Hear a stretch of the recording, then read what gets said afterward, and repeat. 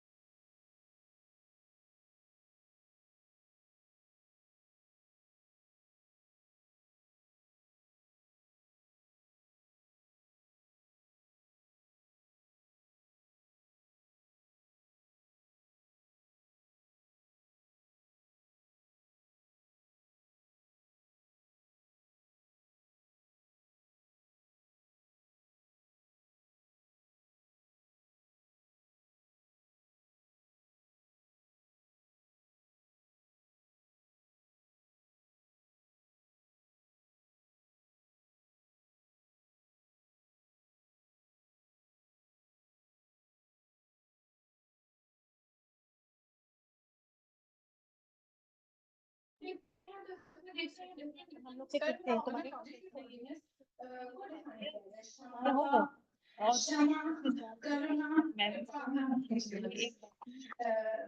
क्षमाता, क्षमा, करुणा, कृपा, दया और रसाता, ये सब टर्म से डिनोट किया गया है फॉरगिवनेस को। फॉरगिवनेस का को अनदर वर्ड में बोला जाता है mercy and compassion. Daya, Karuna. Next slide please.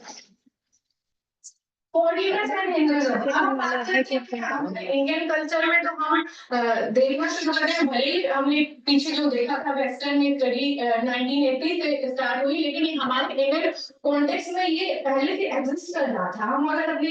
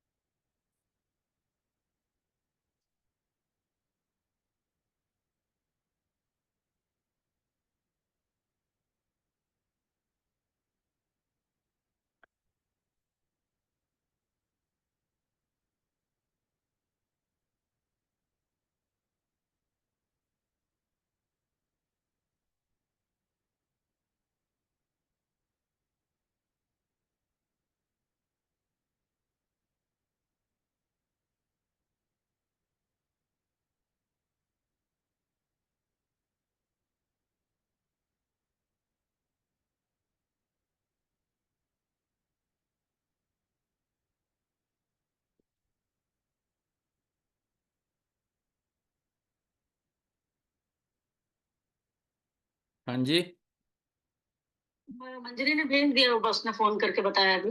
हाँ नहीं, मैं लॉगिन तो कर चुका हूँ, बट लेकिन उनको फिर भी उनको उनकी तरफ से वो शेयरिंग को टर्न ऑन करना चाहिए, लेकिन वो लोग नहीं कर रहे हैं अभी तक। तो कोई बात नहीं, इट्स ऑल राइट, वो तो ठीक है। वो करेंगे जब उनका टेक्निकल एबिलिटीज जब ठीक होगा तभी तो कर सकते हैं। तो हाँ ठीक है। नहीं, हमने कहा कि कहीं ऐसा ना हो कि हमने कहा तू बता दे हम।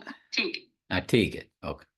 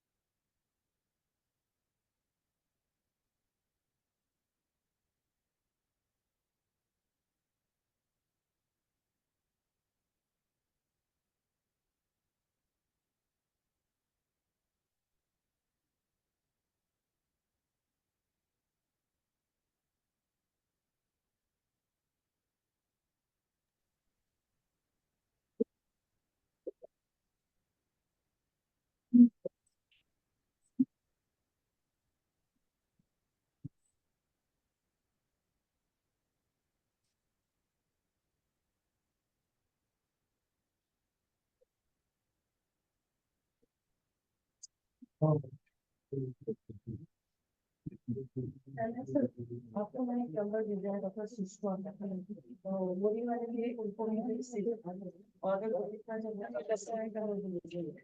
तो नहीं कर देगा, इसमें नहीं आ रहा। ये हम लोग का है, नहीं वो नहीं, वीडियो नहीं हो रहा है।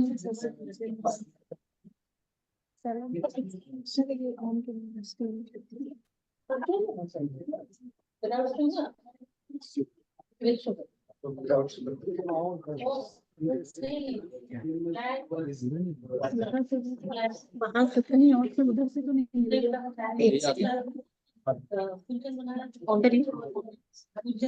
हाँ ये बताइए।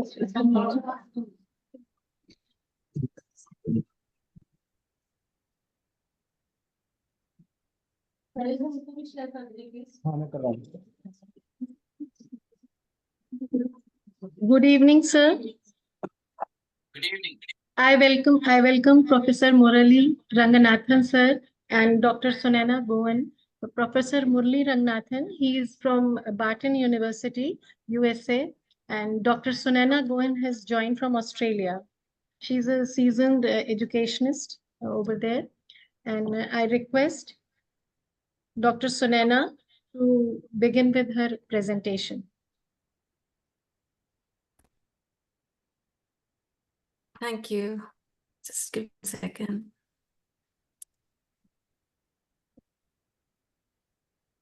Can you see my slides? Not very clear. On the slide is visible. Can you see my slides? They are not clearly visible, ma'am.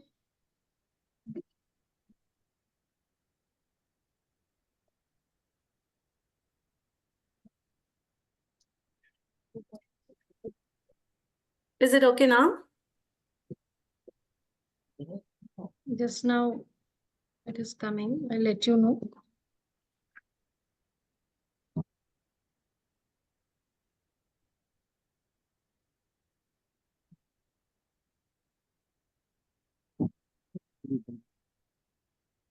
Ma'am, it is appearing, but the slides are blurred.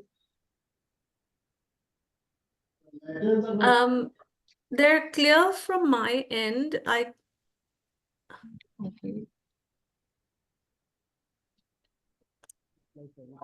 Ma'am, you try the next slide. It is Or they something. can share their slides.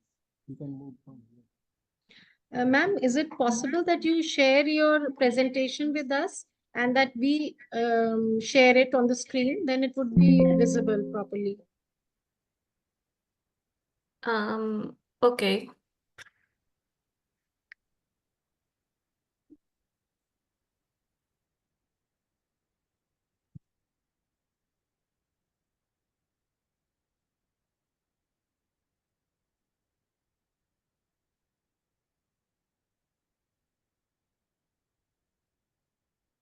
There's a suggestion that if you whilst you share your PPTs with us, we can listen to Professor Murali Ranganathan. I think that's a good idea. Okay. Thank you so much, ma'am. You're welcome. Thank you. Now I invite Professor Murali Ranganathan, sir, to give his presentation. So the sharing option is on. I hope at your end it is also on. Yes. However, it seems that we are having similar challenges. So let me try, because I do. If you have given me permission to share, I should be able to do that. So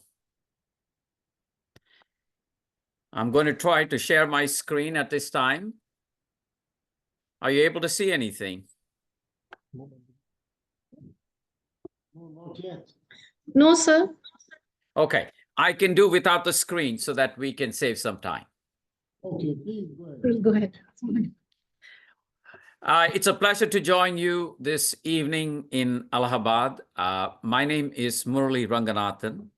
I wanted to share with you my 4 decades of experience being a teacher in the Indian context of Indian knowledge systems. I hope my voice is clear. Yes. Thank you. Yes. Yes.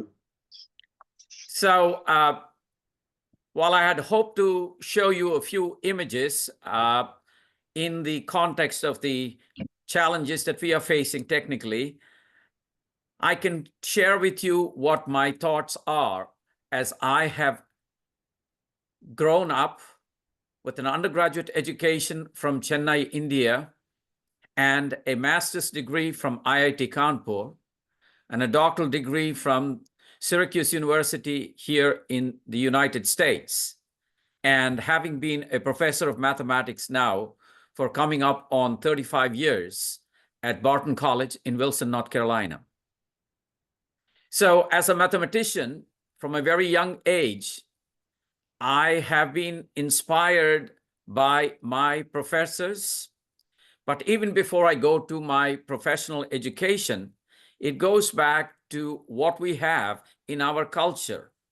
The stories that you learn sitting at the laps of your grandparents, the things that you learn at home without necessarily being taught, and the inspirations that are provided by your teachers from the elementary to high school and beyond at the college level.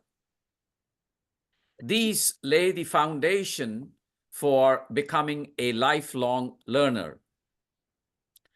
As Mahatma Ji said, live like you will die tomorrow, but learn like you will live forever.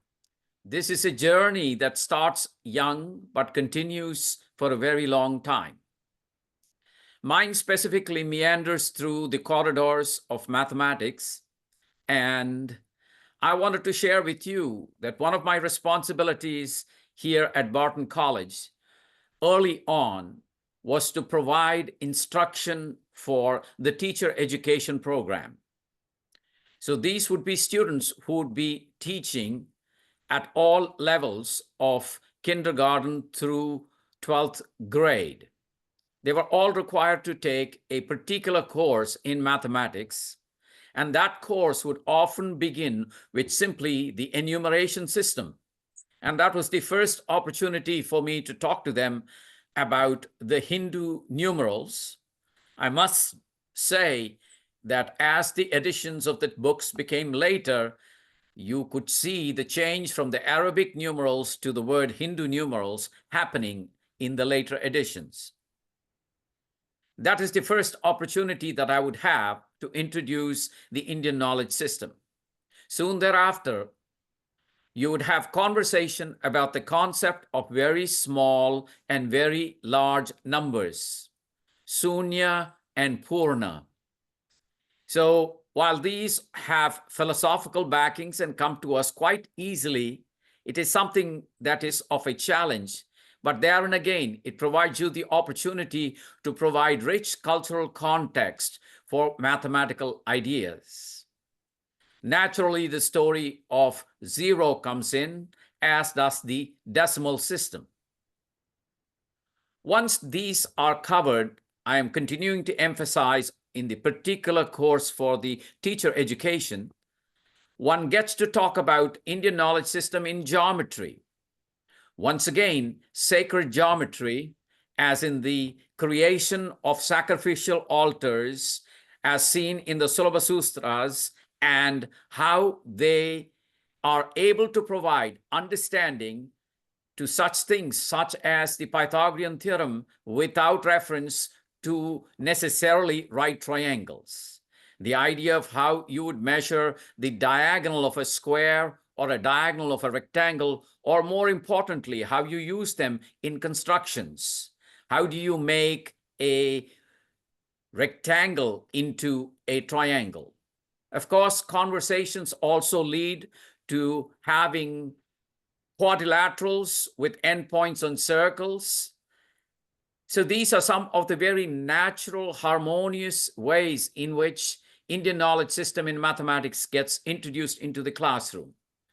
Let me now shift to students who major in computer science and mathematics. They are required to take courses in which we talk about recursive algorithms. That provides a beautiful place to talk about Viranka's poetry, how short and long vowel sounds and meters get interwoven, the mathematics behind counting of these. And these are some of the topics that come up in that introductory course.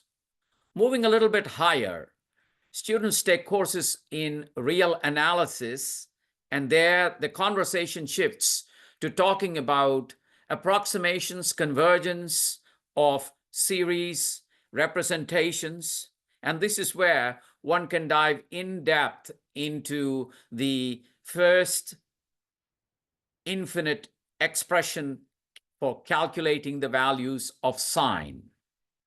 Now, my journey as a classroom teacher is always hand in hand with my journey as being a student.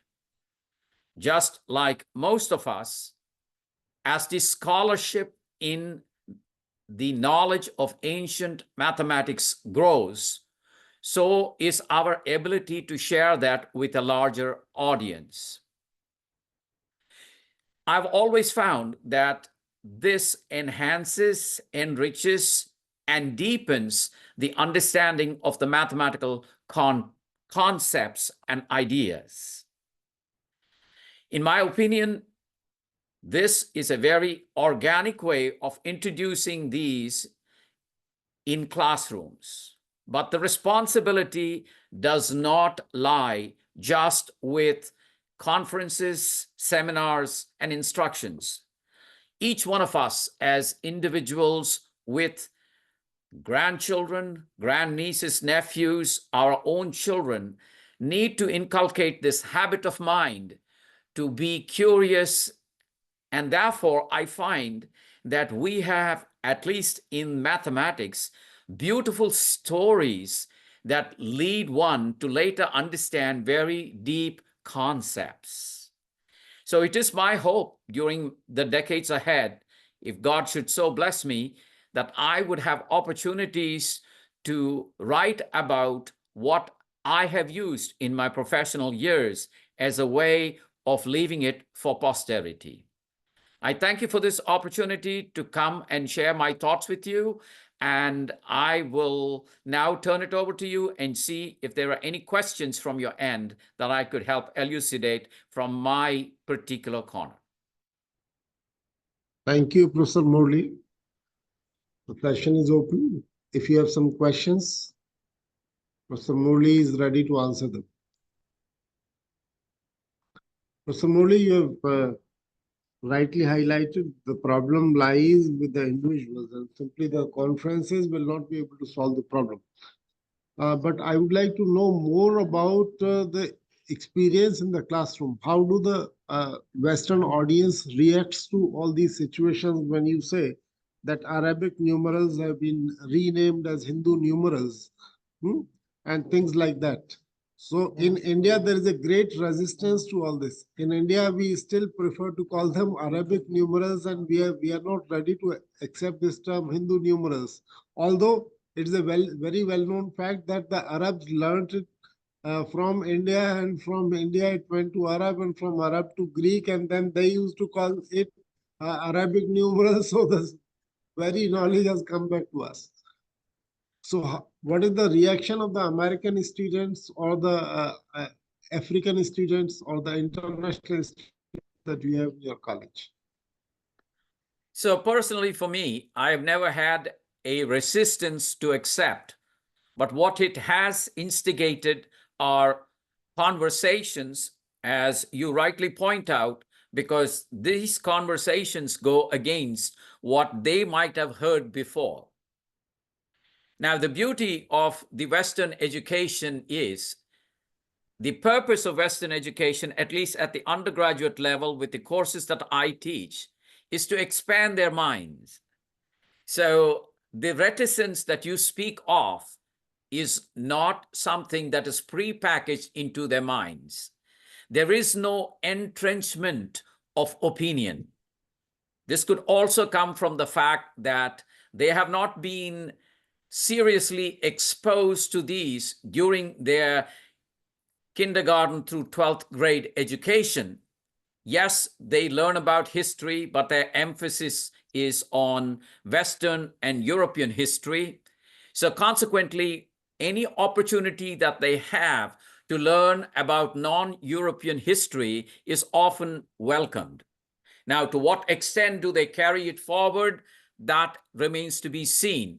But at least immediately in the classroom, there is not the resistance. But one has got to be extremely cautious not to be a zealot and oversell what is going to take time to change. We have to agree that things have been entrenched for 100+ years. So change cannot happen overnight, but that does not mean we give up. We persevere. And that is what I try to do. And I use a process of constantly evaluating whether my efforts are succeeding or not. I hope this That's helps. Thank you. Thank you very much, Professor Murli. It's a wonderful, wonderful experience that you have narrated. A wonderful personal story from which all of us may learn from each other. I think there are no questions, so I can thank you. And we may move on to the next speaker from Australia. Yeah, yes, she's connected. On करिए. Yes, yes. Dr. Goen, you go ahead with your presentation. You have to share the screen. And you have to play the Yes. Okay, Sunaina. can you Yes, it's wonderful now. Okay, Everything is great. clearly visible.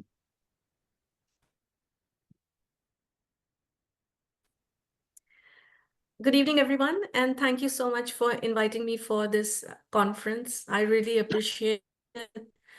Today, we will be exploring a vital and often overlooked aspect of students' life, which is navigating holistic development. My name is Sunana Gawan, and I am in Sydney, Australia.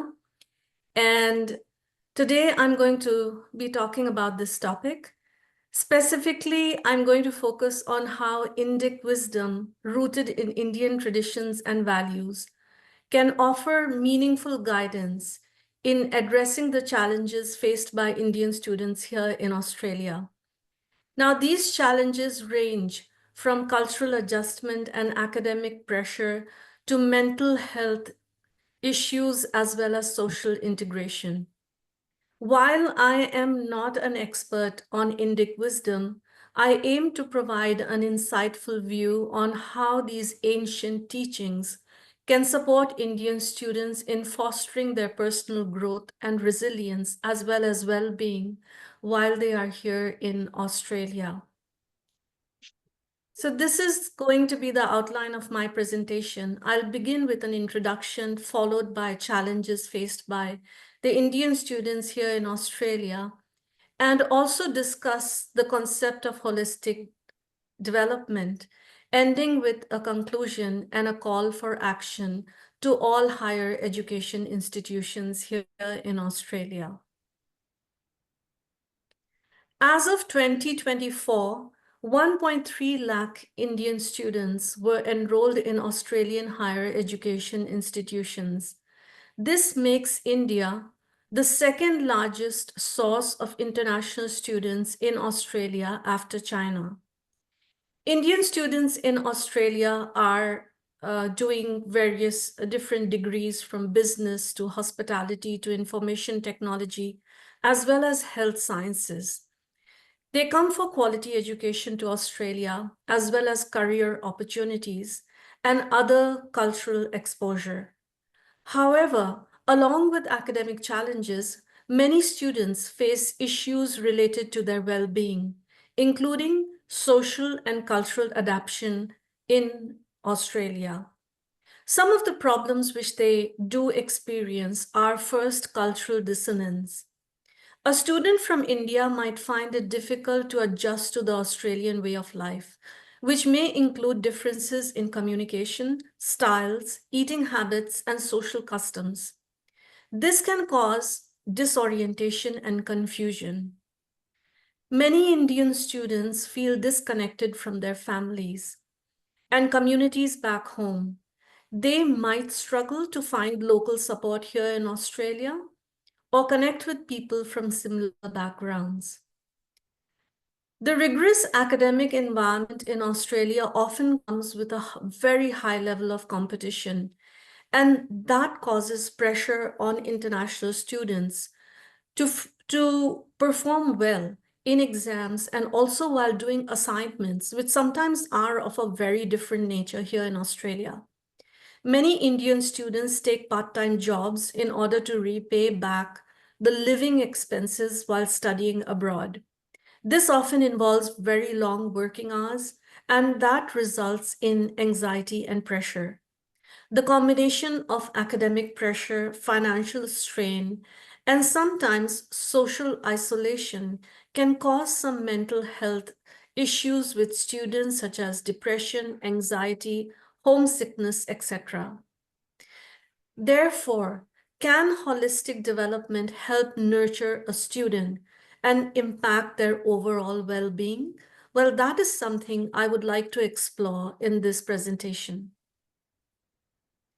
Cultural dissonance refers to the difficulty in adjusting to a new cultural environment where students often face different social norms, communication styles, food preferences.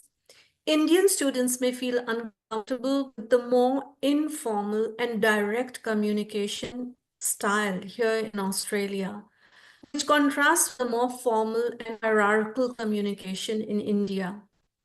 Simple aspects like greeting someone or interacting with their professors and peers can feel very unfamiliar to them.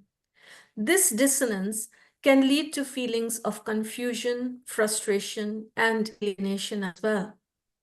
Many students come from a background where education is highly valued, and the weight of meeting familial expectation can create a huge and immense pressure on these students. Sometimes they might feel the need to outperform their peers in order to justify the financial investment made by their family. This may cause anxiety, depression, or stress. Many Indian students experience an identity crisis as they try to navigate between Indian heritage and the Australian lifestyle. They may struggle to reconcile Indian values with the more liberal, individualistic culture here in Australia.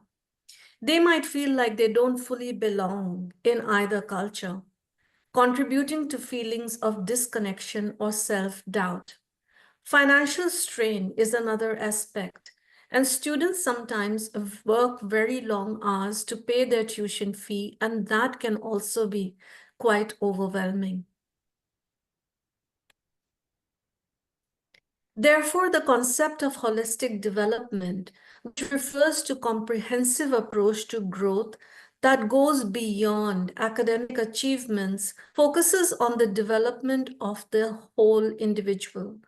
It includes the academic, emotional, social, and personal dimensions of a student's life, ensuring that they evolve not just as scholars, but as well-rounded individuals here in Australia. While academic success is important, holistic development is also important, and it prioritizes their well-being.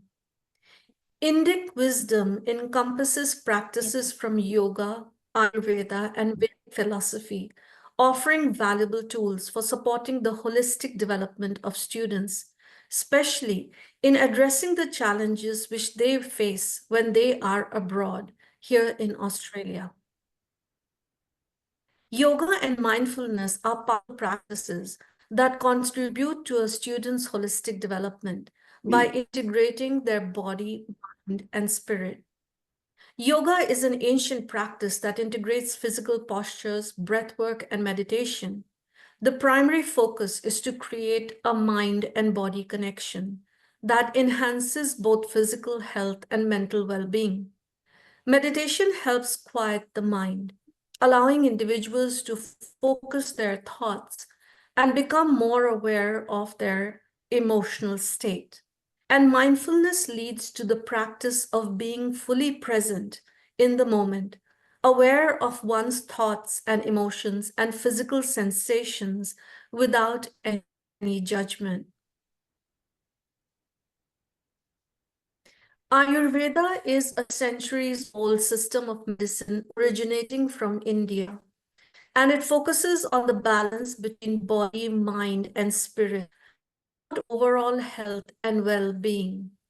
It emphasizes the importance of individualized care tailored to each person's unique constitution, environment, and lifestyle.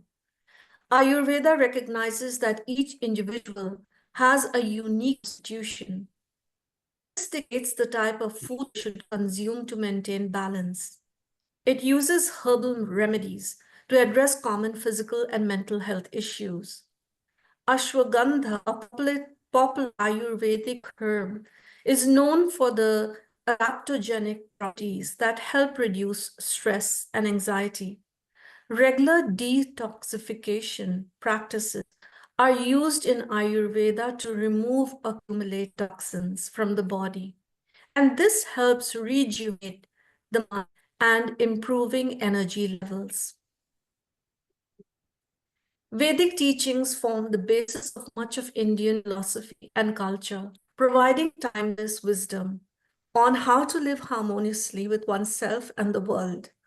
These teachings emphasize core values such as truth, non-violence, compassion, and self-discipline, all of which are very essential for navigating life's challenges. In the context of students, Dharma helps guide their decisions in balancing academic, personal, and spiritual growth. A student facing academic pressure may be tempted to take shortcuts like cheating or plagiarism. The principle of Satya would guide the students to stay honest in their studies, even when faced with difficult situations. In a foreign country like Australia, a student may encounter cultural misunderstandings or conflict with their peers. The practice of ahimsa encourages the student to approach these situations with respect and understanding. For students, especially those studying here in Australia, forming supportive communities is vital for emotional well-being and overall development. One of the most powerful ways to create a sense of community is through cultural practices such as celebrating festivals, organizing cultural events, and participating in group activities. Indian students studying in Australia often organize Diwali events, complete with traditional rituals, dances, food, and music. Universities often have Indian cultural clubs or organizations that host events like Bollywood nights, cultural dance performances, and food festivals. This often helps reduce the load of being lost in a new and very unfamiliar environment. To address the challenges that students, particularly international students, face, higher education institutions can integrate traditional Indic wisdom and develop comprehensive support systems that cater to students' overall growth. Some universities host yoga retreats, Ayurvedic workshops that educate students about personalized nutrition, self-care routines, and herbal remedies is common. They can also provide comprehensive counseling services that combine modern psychological methods with ancient holistic approaches. International students, especially those from India, can form study groups or support circles here in Australia. The holistic development of Indian students in Australia is essential, not only for their academic success, but also for their well-being. The Indic wisdom of yoga, Ayurveda, and Vedic teachings provides invaluable tools for mental clarity, emotional resilience, and physical well-being. When integrated into university systems, these ancient teachings can empower students to better navigate the challenges of living and studying abroad.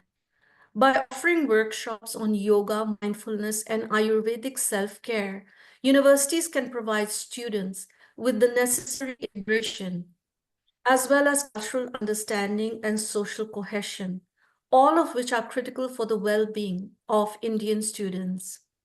To create a truly supportive environment for international students, it is essential for higher education institutions to to take action in raising awareness about holistic development.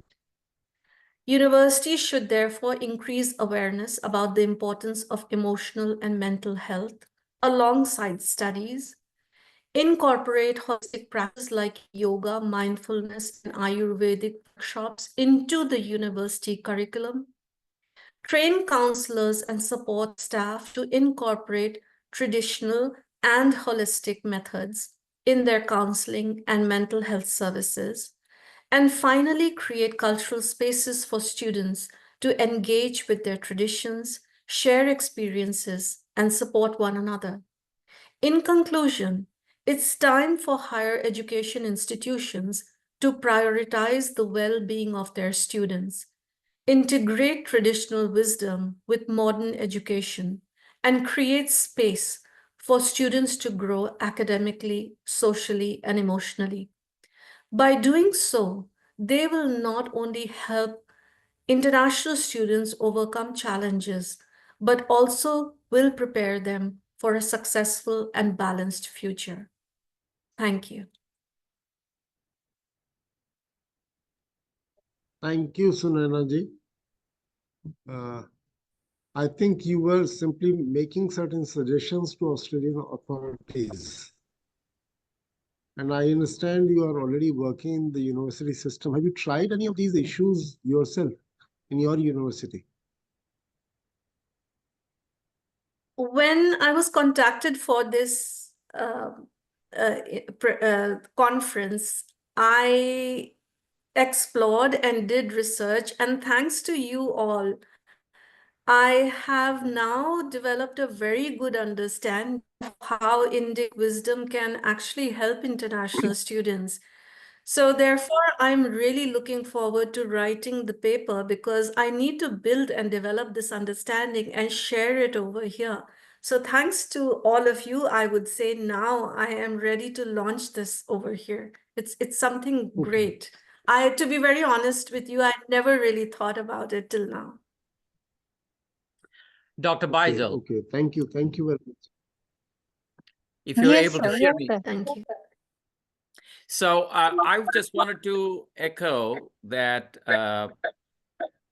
some of the things that were shared by Ms. Govan is already in practice in American universities and colleges. If I would Good to take my hear. institution as a small example, weekly meditation classes is offered, not led by anybody of Indian origin, but by a professor who found it to be healing for her. She is a director of our art museum. Talking about ashwagandha, which was mentioned specifically in the conversation earlier, I remember a hallway conversation with one of my colleagues who teaches chemistry, talking about how she found stress relief from ashwagandha.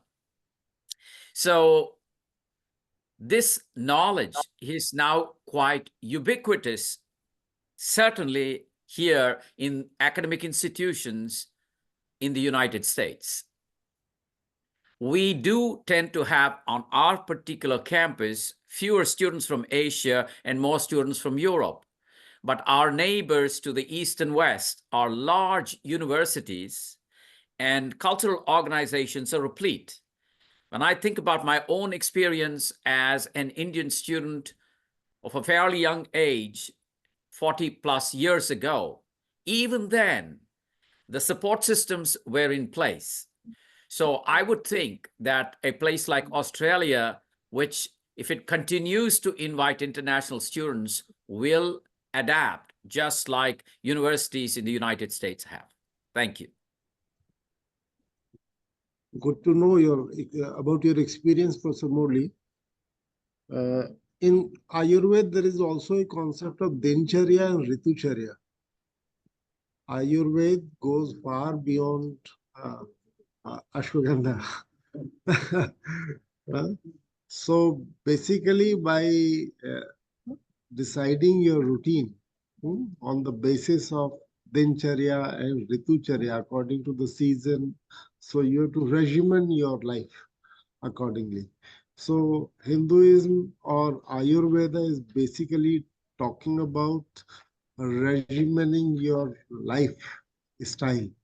So sometimes there is a conflict between the Eastern values and Western values, because of which what Professor Surena was talking about, this dissonance is there, and the tension is there in the students. But with the passage of time, I understand things will settle down, and things will be better. Are there some more questions? I don't think there are any other questions. So can we move on to another speaker now? Sunanaji, thank you very much. Thank you for the opportunity. Thank you. Next speaker happens to be Dr. Anand Mishra from Germany. I can see him on the screen. So kindly talk about your topic, sir. I do not have your topic right before me. Yes, namaste. Can you hear me? Yes, perfectly well. Okay. So, should I start? Please do, sir. Okay, thank you very much. भयञ्च लोभञ्च विजित्य बालका पिपृच्छवः मृत्युरहस्यमाकुलाः स्वयं ययुर्यत्र यमालयं पुरा किशोरजिज्ञासुजनिस्थलीं नुमः. Dear friends, Namaste and greetings from Heidelberg, Germany.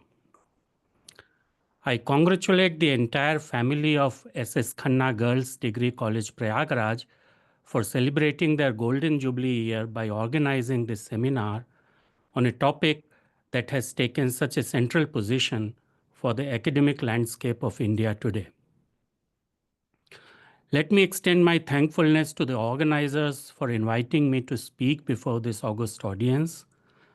I fondly remember my last meetings with Professor Varkhedi in Somnath, Professor Lalit Kumar Tripathi in Prayagraj, and Professor Upendra Tripathi in Varanasi. And I am sure that the participants of this conference will benefit immensely from their erudite talks, as also from the speeches of other eminent scholars who have gathered there. But Saraswati Sangam at your place should not surprise anyone. When Dr. Vaidurya Pratap Sahi asked me to give a talk and told me about the idea of this conference, I suggested something which is related to what I am working with my friends and colleagues from Jerusalem, namely to look into the question, what is the relationship between the cultic law, or let us say ritual law, and the non-cultic law? More precisely, if the legal reasoning that is Brahmanical social law evolved out of ritual reasoning. To phrase this in Indian terminology, whether the Dharma Shastra evolved out of the scholarly reasoning of Shrauta tradition. My friends, Professor Naftali Meshel and Dr. Hillel Mali from Hebrew University are asking these questions in relation to ancient Jewish law. They want to hypothesize that the roots of legal reasoning in ancient Jewish law can be traced to rituals. And in fact, if we look into the vast ancient Indian literature on rituals, the Brahmanas, Shrauta Sutras, and most significantly the Mimamsa literature on the one hand, and on the other hand, the Dharma Shastra texts, then their intertwining is inescapable. Yet the question gains new significance and requires renewed attention since a leading expert on ancient South Asian law, Professor Patrick Olivelle from University of Texas, Austin, has recently put forward a hypothesis challenging the commonly accepted view of earlier scholars. Olivelle opines that the reason why a class of technical literature or Shastra devoted to Dharma, which we can tentatively translate as law or Dharma Shastra, arose in the second half of the first millennium BCE is not because it was a natural development of Brahmanical scholasticism, but was invented by Brahmins as a response to external challenges, especially by the ascetic ideologies and the imperial ethics propagated by Ashoka in the middle of the 3rd century BCE. Olivelle suggests that there is no connection between the ancient Shrauta ritual world and the later worldview of Dharmashastras, that the Dharmashastras were invented by the Brahmins to react to the challenges placed before them by the ascetic ideologies and the imperial ethics propagated by Ashoka. The Weltanschauung, or the worldview of Vedic religion of the Shrauta rituals, is different from the worldview of the authors of the Dharmashastra. And this is also evident by the use of the word Shastra for Dharmashastra, which is not the case with the Shrauta literature. To put it bluntly, and in an oversimplified manner, Olivelle says that there is a disconnect between the Dharmashastra, which is the main source of Hindu tradition, from the earlier Shrauta and Vedic tradition. Now, it would be impossible to do justice to the many nuances of this debate in a brief 15-minute talk. And neither is my intention to accept or discard Olivelle's position in toto. At the same time, my brief response would be along the following lines. Namely, one can examine the nature of the relation between ritual and law at 3 conceptual levels. Firstly, within the literature which we categorize under ritual texts and law texts, there is an intertwining of the ritual and law-related subject matters. That means ritual texts do not talk only about rituals, but about matters that are legal and vice versa. Secondly, this intertwining is not restricted only to the physical level, that is, at the level of subject matters, but there is a conceptual intertwining. Quite often, law and legal provisions are modeled after ritual and ritual provisions. Finally, it is not that this conceptual connection is limited to those instances where the modeling is explicitly stated in the literature, but one finds abstract principles and rules that underlie and underpin both the ritual and legal spheres. These principles, once established and formulated in one area, are imported and applied to the other sphere. Again, these statements of mine need to be substantiated through textual evidences, which I skip owing to the time constraints. But this intertwining prompts me to inquire into the nature of the Brahmanical intellectual space and examine the nature of the relation between ritual and the legal thinking in particular. And it is in this context that I want to share with you a few remarks with an emphatic request not to make any premature opinion about the intentional nature of any academic scholarly position. When I use the term Brahmanical intellectual space, I am referring to an intellectual space reconstructed on the basis of the Brahmanical literature, the Brahmanas, and the literature collected under the cover term Vedanga, which includes foundational texts on rituals, grammar, prosody, etymology, and even geometry. This also includes extensive writings in the Sanskrit on law or dharma, namely the Dharmashastras. An inquiry into the nature of the Brahmanical intellectual space is especially relevant because it is this space which lays down, shapes, and steers the intellectual space of South Asia. In other words, it is the Brahmanical enterprise enshrined in the vast Vedanga literature which is the foundation of what I would prefer to call the thought style or Denkstil of South Asia to a large extent. And this is my point of contact with the topic of the present seminar on Indian knowledge system, a phrase which includes much more than my focus of attention today. I do not intend to comment on the different thought styles that may constitute a bigger, more comprehensive knowledge system of India or South Asia, but am concerned with a specific thought style, namely that which can be gathered from what we call the Brahmanical literature I mentioned earlier. We can term it as the Brahmanical thought style or Brahmanical Denkstil or Brahmanical Vichar Pranali.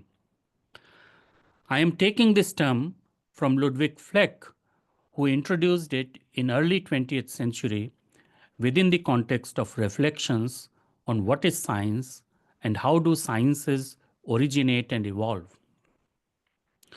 Ludwig Fleck pointed out how science depends on Denkstile, thought styles, shared by Denkkollektiv or thought collective, and that truth or reality is not an immovable fixed endpoint that can be steadily approached more and more closely, but rather that all understanding within language is like an ever-moving web depending strongly on such thought styles or Denkstile.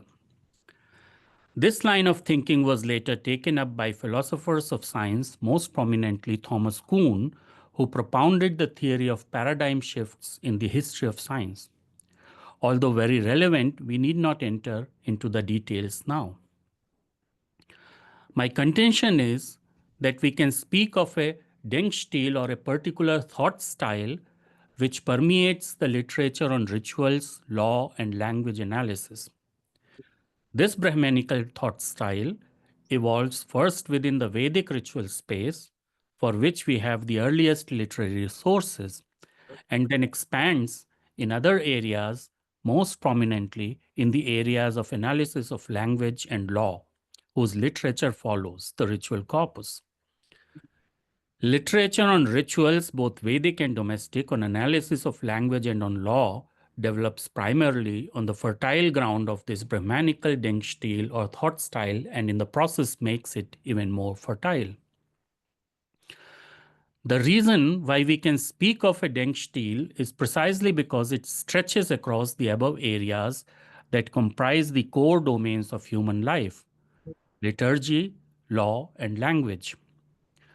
Moreover, this Denkstil stretches along the evolution of these subjects in the following centuries and millennia. We can speak of a certain stability and the identity of this thought style. At the same time, it would be erroneous to reduce it with a static and sterile set of few principles and rules.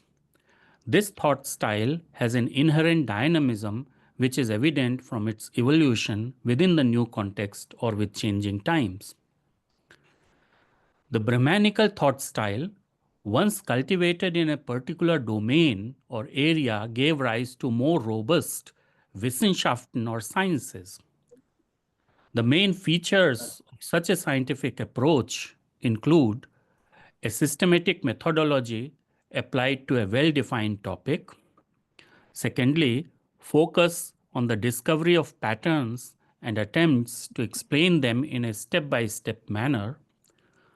Thirdly, efforts to confirm, improve, or even refute the conclusions. Fourthly, striving towards coherence. Fifth, non-sterility. Sixth, development of a competent language and advanced meta-language for formalization of results.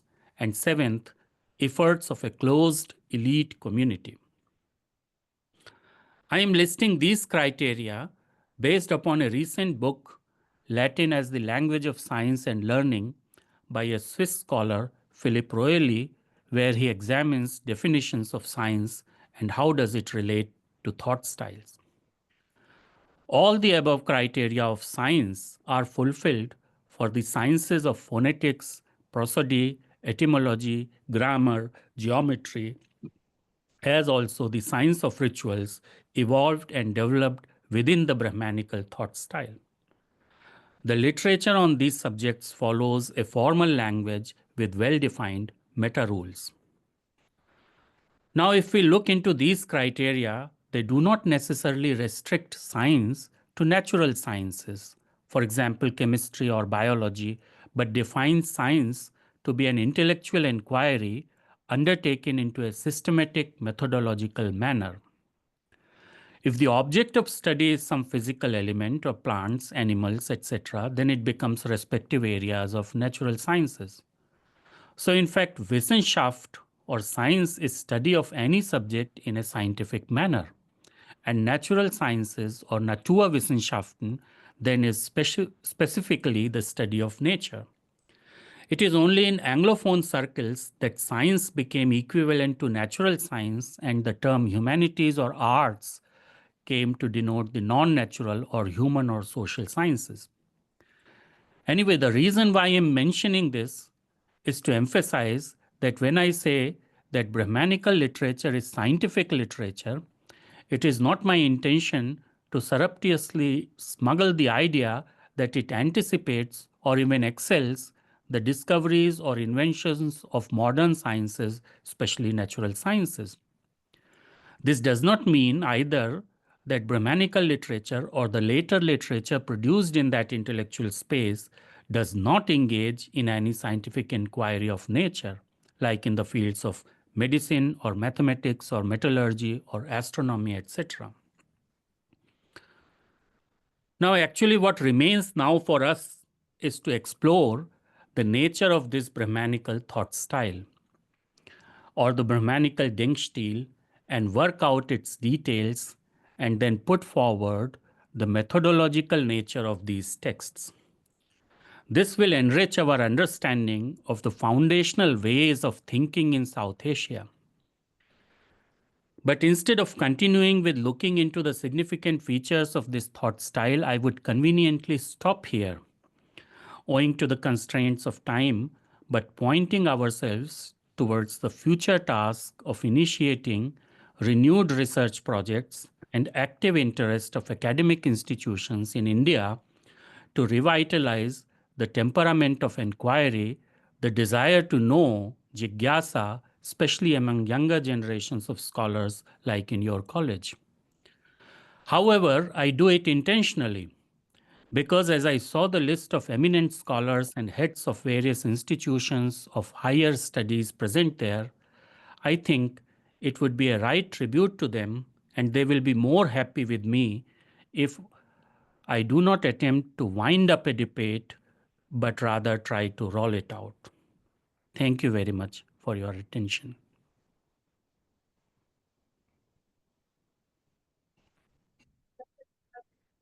Thank you very much, Dr. Anand Mishra. I think I'm audible over there.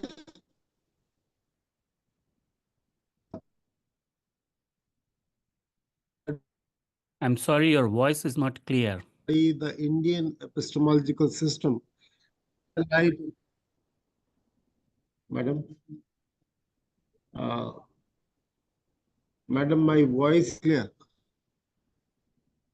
Am I audible now? You are audible now. Yes, I can hear you.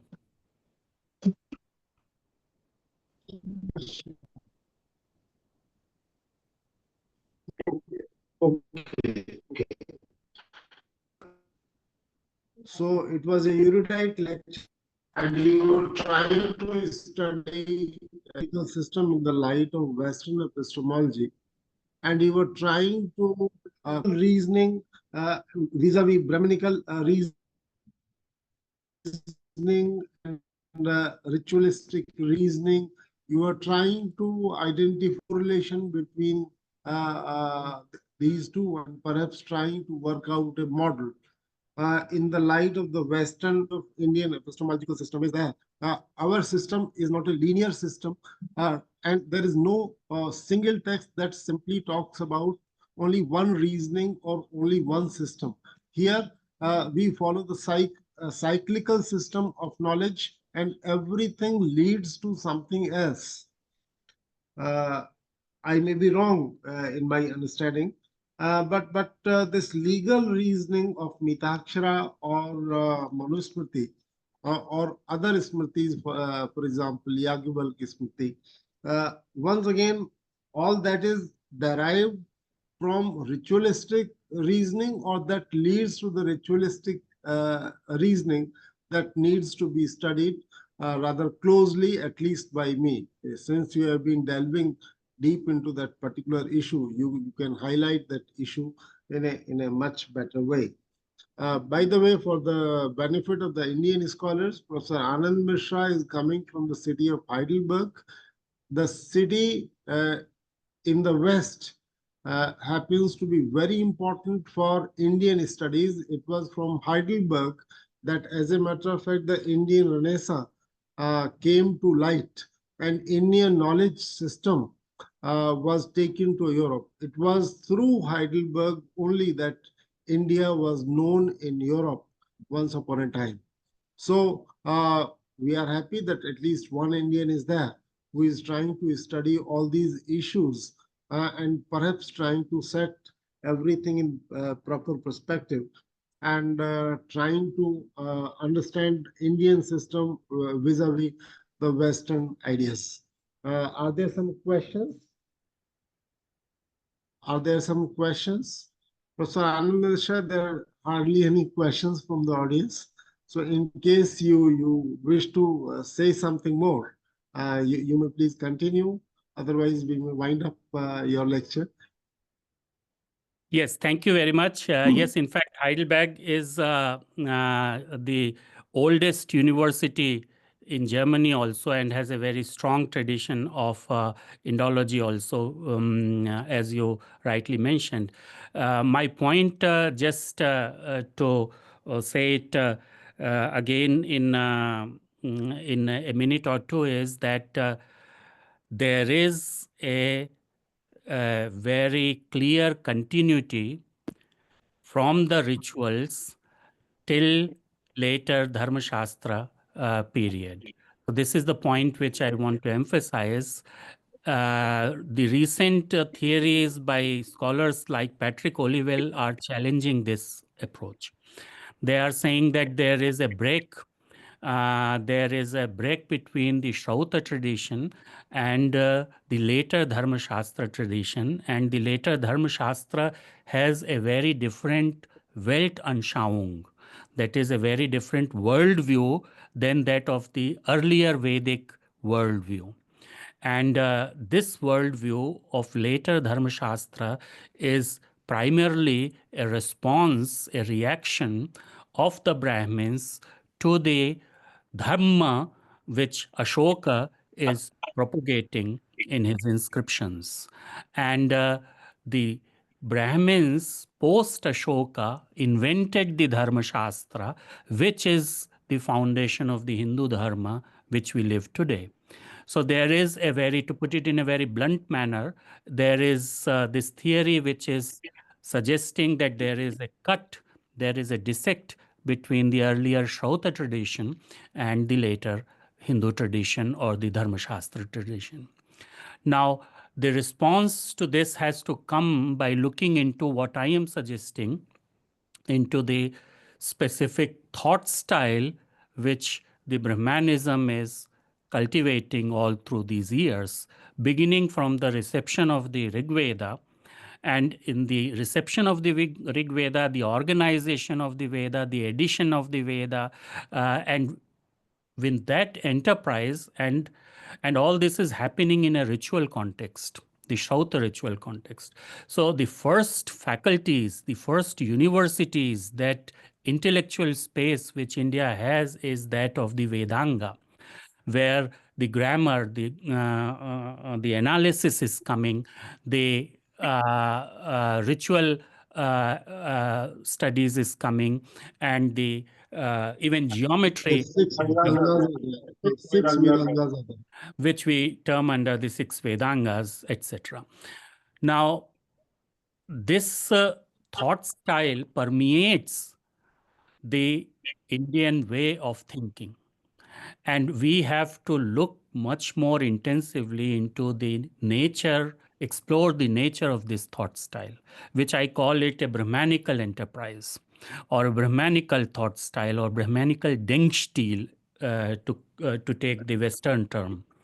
Now, just to give you one example, or two perhaps, about the nature of this thought style, if we see the the Paspashanik, the beginning part of the commentary, the great commentary Mahabhashya of Patanjali on Panini, the first sentence is why grammar? The answer to that is of Katyayan's Raksha, Uha, Agam, Laghu, Asandeha, Prayojanam. Now, if you see Raksha is retention and Uha is adaptation. Now, this is the style, the thought style of the Brahmanical thinking. On the one hand, retention of that which we have inherited. There is an anchoring in the past, but at the same time, there is a dynamism towards future, which is the adaptation or uha, how to adapt to a new situation. Now, the same thing kind of thinking permeates also later in the case of law. What does a judge does? He has a statute on the one hand, and then a particular case which is there before him, and he has to read and adapt and apply the law to a particular situation which is very new. Now, this sort of system, this method, this style, this art, this effort to change according to the given Mula Nusari, according to the Mool. I'm just hearing right now my it reverberates somehow. If There is some my disturbance. voice, there is a sound echo. Yeah, sorry. So this is the one aspect, for example. The another aspect, just to say in 1 minute, is one very specific approach is that of analysis. So what a grammarian is doing is what a ritualist is doing, is what a social scientist is doing. To analyze and find out there is a sentence, and then the analysis of the sentence, the constituents of the sentence, the words and the morphemes, the prakriti pratyaya vibhag, so to say. And then an interrelation and interconnection between these. So the like the grammar, which is Sir, I would like to cut you short. The data has been exhausted, so we are not able to hear you perhaps properly. yes. So I just wanted to, I will finish it by Thank saying you very that much. It was very how the quite, things are quite interrelated. enlightening. And I understand that this will set, as you said, the debate rolling. But in my mind, this debate is